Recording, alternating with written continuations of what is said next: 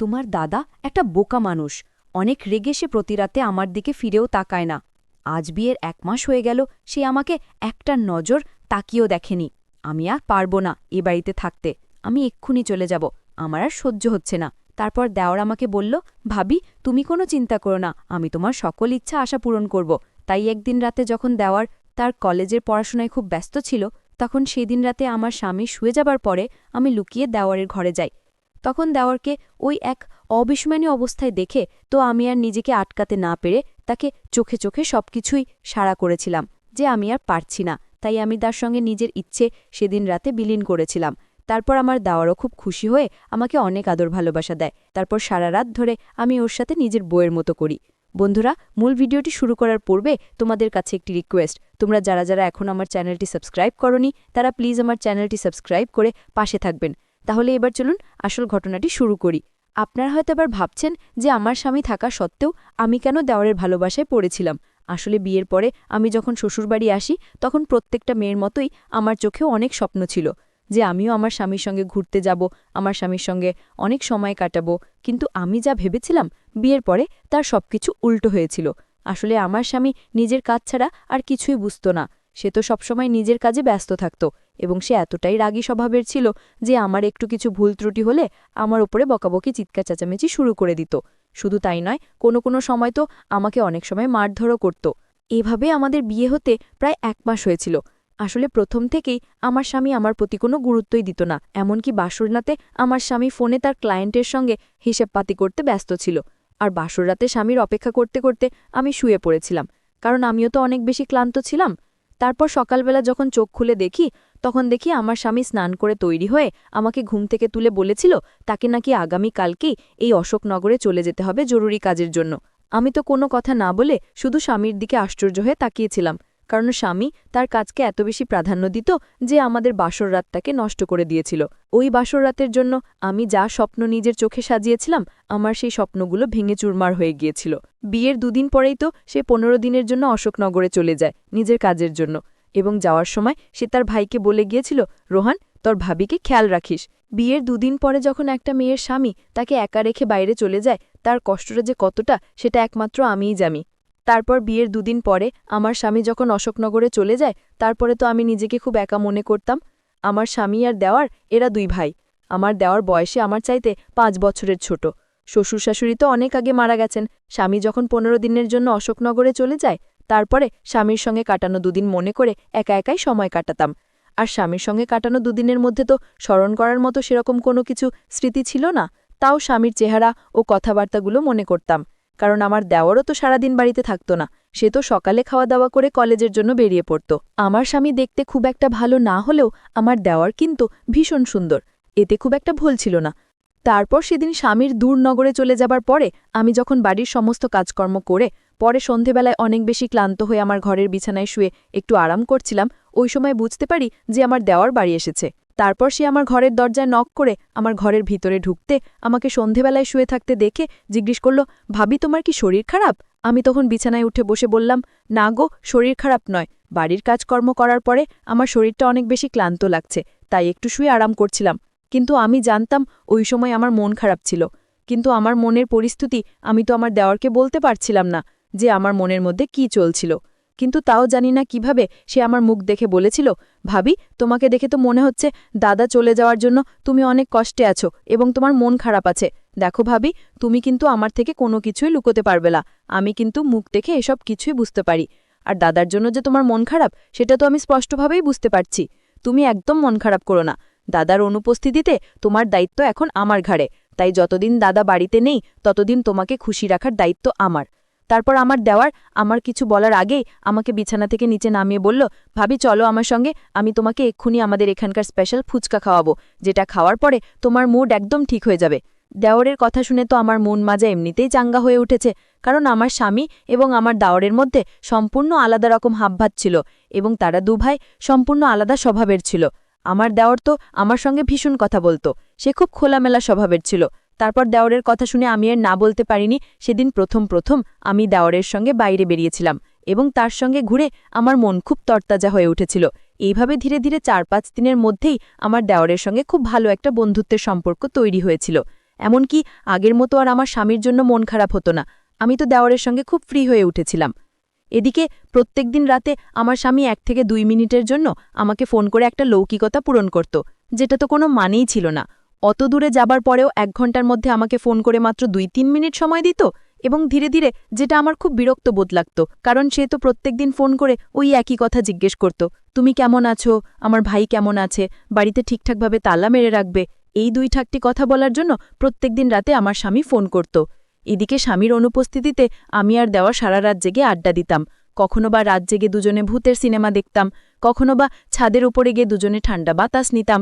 এইভাবে প্রায় 1 সপ্তাহ কেটে যাওয়ার পরে সেদিন জানি না কিভাবে বাথরুমের ভিতরে স্নান করতে গিয়ে আমি পা পিছলে পড়ে গেছিলাম, এবং আমি যখন চিৎকার করে উঠেছিলাম তখন আমার চিৎকারের আওয়াজ পেয়ে আমার দেওয়ার তাড়াতাড়ি আমার বাথরুমের সামনে এসে দাঁড়িয়ে আমাকে জিজ্ঞেস করল, ভাবি কি হয়েছে, তুমি ঠিক আছো তো? আমি তখন পায়ে ব্যথার চোটে কাস্তে কাস্তে বললাম, আমার ছোট দেওয়ার, না গো আমি ঠিক নেই, আমি পা মুচকে পড়ে গেছি এবং আমি আর উঠতে পারছি না। তারপর আমার দেওয়ার বলল, ভাবি তুমি কোনোরকমভাবে বাথরুমের দরজাটা খোলো। দেওয়ারের কথা শুনে আমি খুব কষ্টে বাথরুমের দরজাটা হাত বাড়িয়ে খুলেছিলাম। ওই সময় আমি একটা লাল রঙের পরে স্নান করছিলাম, এবং আমি যেহেতু স্নান করতে করতে পা পেছলে পড়ে গেছিলাম, তাই আমার পুরো শরীরটা ভিজেছিল। ওই সময় আমার দেওর আমার দিকে কিন্তু একদৃষ্টিতে তাকিয়েছিল, আর ওদিকে পায়ে ব্যথা নিয়ে আমি কান্নাকাটি করছিলাম।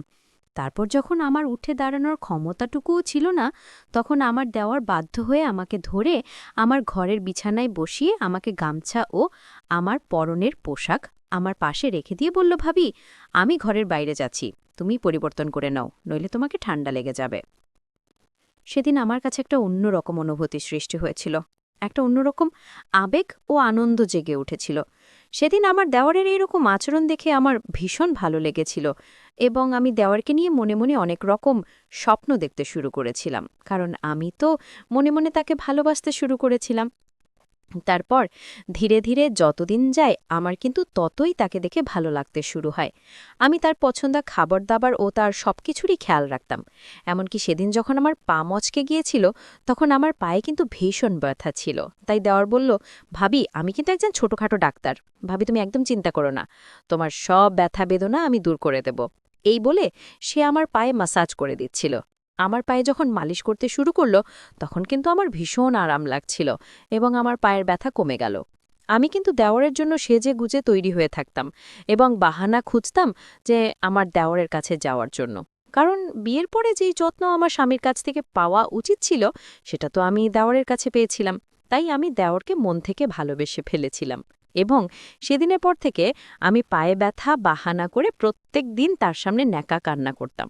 আর সে আমার কান্না দেখে বলতো, ভাবি তুমি চিন্তা করো না, আমি এক্ষুনি পায়ে মালিশ করে দিচ্ছি।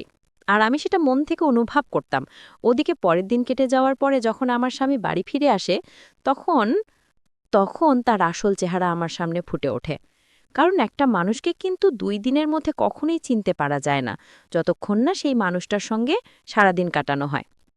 একটা মানুষের সঙ্গে আমি যত সময় কাটাবো, ততই আমি তাকে চিনতে পারবো। এদিকে আমার স্বামী বাড়ি ফিরে আসায় আমি কিন্তু খুশি ছিলাম না, কারণ আমি দেওয়ারের সঙ্গে খুব ভালো সময় কাটাচ্ছিলাম। দেওয়ার আমার মনের ইচ্ছা পূরণ না করলেও সে আমার খুব যত্ন করত এবং খুব খেয়ালও রাখত। কিন্তু আমি এটা জানতাম না যে দেওয়ারের মনে আমার প্রতি কী ছিল। আদৌ কি সে আমাকে মনে মনে ভালোবাসত, নাকি সে আমাকে নিজের দাদার বউ মনে করে শুধু আমার যত্ন করত? আমি তো কিছুই বুঝতে পারছিলাম না যে দেওরের মনের মধ্যে আমার প্রতি কী ছিল, সে কেন এত আমার যত্ন করত, খেয়াল রাখত। এদিকে আমার স্বামী বাড়ি ফিরে আবার সেই আগের মতোই নিজের ব্যবসার কাজে ব্যস্ত হয়ে পড়েছিল। এমন নয় যে সে আমাকে রাতের বেলায় একটু, আমিও একটা মানুষ ছিলাম, আমার একটা ইচ্ছে বলে কিছু ছিল। আমি স্বামীর কাছে যেতেই সে আমার উপর চিৎকার করে বলতো, তোমার কি আর কোনো কাজকর্ম নেই? তুমি দেখতে পাচ্ছ না আমি অফিসে খুব একটা জরুরি কাজে ব্যস্ত আছি, যাও গিয়ে চুপচাপ শুয়ে পড়ো। আমার স্বামী তো আমার দিকে কোনো গুরুত্বই দিত না। তারপর সেদিন আমি যখন স্বামীর কথায় অনেক বেশি কষ্ট পেয়ে মন খারাপ করে রাগ করে রুম থেকে বেরিয়ে ছাদের উপরে গিয়ে চুপচাপ বসেছিলাম আর স্বামীর কথাগুলো মনে করে কাঁদছিলাম, ঠিক ওই সময় আমার দেওরও ছাদের উপরে আমার কাছে এসে হাজির হয়েছিল, এবং আমার চোখের জল দেখে আমাকে ধরে আমার চোখের দিকে তাকিয়ে আমার চোখের জল মুছে জিজ্ঞেস করল, বৌদি তুমি এত রাতে ছাদে কি করছো, আর তুমি কাঁদছো কেন? এতদিন পরে দাদা বাড়ি ফিরে এসেছে, তাই তোমাকে তো আজ রাতে দাদার সঙ্গে সময় কাটানো উচিত ছিল। আমি তখন ওই সময় নিজের আবেগ ধরে রাখতে না পেরে দেওয়ারকে বলেছিলাম, তোমার দাদা এখন পর্যন্ত আমার চেহারার দিকে তাকিয়েই দেখেনি। আমি একটা মানুষ, আমার ইচ্ছে বলে কিছু আছে। তোমার দাদা সবসময় নিজের কাজ ও টাকা পয়সা নিয়ে ব্যস্ত থাকে, কিন্তু কখনো আমার দিকে নজর দিয়ে দেখেনি বা কখনো আমার মনের কথা বোঝার চেষ্টা করেনি। এবার তুমি বলো আমি কি করব? কিন্তু তখনও আমি দেওয়ারকে এটা বলার সাহস করতে পারিনি যে আমি তাকে মনে মনে ভালোবেসে ফেলেছি। আমার সব কথা শোনার পরে আমার দেওয়ার খুব ভালোবেসে আমার চোখের জল মুছে আমাকে বলেছিল, ভাবি তুমি চিন্তা করো না, ধীরে ধীরে সবকিছু ঠিক হয়ে যাবে। পরের দিন সকালবেলা আমি যখন সকালে নাস্তা তৈরি করছিলাম, তখন আমার স্বামী আর দেওয়ার একসঙ্গে খেতে বসেছিল। তারপর আমার হাতে রান্না করা সবজি পছন্দ না হওয়ায় আমার স্বামী আমাকে অনেক কথা শুনিয়েছিল, অপমান করেছিল, আমাকে অনেক উল্টোপাল্টা আজেবাজে কথা বলেছিল। এবং সেদিন আমার এটা বুঝতে আর বাকি ছিল না যে আমার স্বামী খুব রাগী স্বভাবের মানুষ ছিল। ওই সময় কিন্তু আমি চুপচাপ মাথা নিচু করে দাঁড়িয়েছিলাম এবং আমার চোখের জল তো স্তরে স্তরে পড়েই যাচ্ছিল। আমার চোখের জল দেখে আমার ছোট দেওয়ার তার দাদাকে বলেছিল, সামান্য একটা তরকারির জন্য তুমি ভাবিকে এত কথা শুনিয়ে দিলে। আমার দেওয়ার খুব ভালোভাবেই জানতো যে তার দাদা খুব রাগী স্বভাবের মানুষ, কিন্তু আমি সেদিন জানতে পেরেছিলাম যে আমার স্বামী ভীষণ রাগী স্বভাবের মানুষ। তারপর আমার দেওয়ারের কথা শুনে আমার স্বামী তার ভাইয়ের দিকে অনেক এগিয়ে বড় বড় চোখ করে তাকিয়েছিল এবং আমাদের সঙ্গে কোনো কথা না বলে চুপচাপ নিজের অফিসের জন্য বেরিয়ে পড়েছিল। সেদিন আমার স্বামী চলে যাওয়ার পরে আমি দেওয়ারকে বলেছিলাম, দেখো, তোমার দাদা যদি আমার সঙ্গে এরকম সবসময় দুর্ব্যবহার করে, তাহলে আমার এই বাড়িতে থাকার কোনো মানে হয় না। তাই আমি আজকে এই মুহূর্তে এই বাড়ি ছেড়ে চলে যাব। এমনিতেও বিয়ে হতে কাছাকাছি 1 মাস হতে চলল, তাই আমি আজকেই বাড়ি ছেড়ে চলে যাব। তারপর আমার দেওর অনেক ভালোবেসে আমাকে বলল, ভাদি আমার কথাটা একবার শোনো। আমি কিন্তু তখন আমি দেওরের কোনো কথা শুনিনি। আমি তখন দেওরকে অনেক এগিয়ে বলেছিলাম, যখন স্বামীর ভালোবাসা আবদার কিছুই পাবো না, তাহলে আমি কিসের জন্য এই বাড়িতে থাকব? আমি যখন রাগ করে জামাকাপড় সুটকেস গোছাতে শুরু করেছিলাম, তখন হঠাৎ করে আমার দেওর বলেছিল, তুমি একদম চিন্তা করো না, আমি এবার সবকিছু ঠিক করে দেব।